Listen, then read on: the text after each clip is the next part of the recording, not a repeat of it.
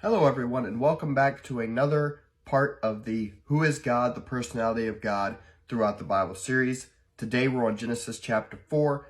Before we dive too much into it, I just want to apologize for not having a reaction video up this past Friday. As you probably know, The Legend of Zelda Tears of the Kingdom just came out, and I got to play in that and lost track of time and completely forgot to record, so I apologize for that.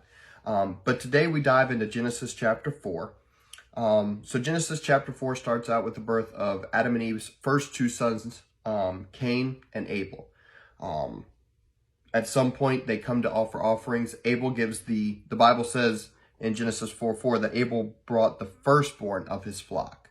While in the previous verse, in Genesis chapter 4, verse 3, Cain brought an offering of fruit from the ground. So Abel brings his best and God accepts it, and Cain doesn't bring his best, at least based on the way it reads, and God rejects that offering.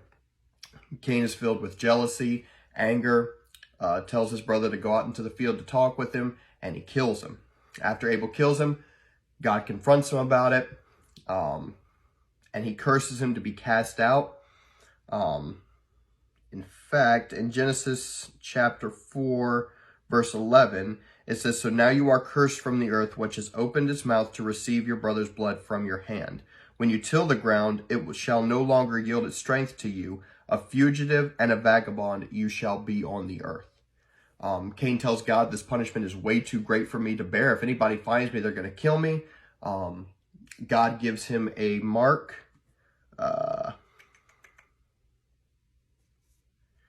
In verse 15, "And the Lord said to him, therefore whoever kills Cain, vengeance shall be taken on him sevenfold.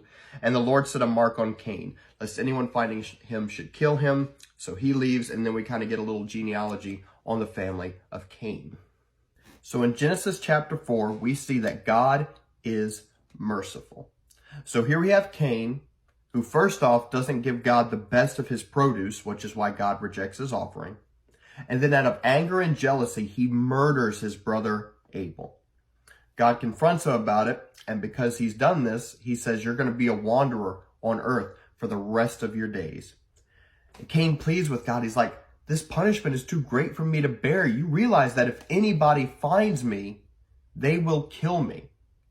And so God, in his mercy, gives this guy who disregarded giving God his best and who murdered his very own brother, puts a mark on Cain that warns that if anybody kills him, they will receive a sevenfold punishment for it.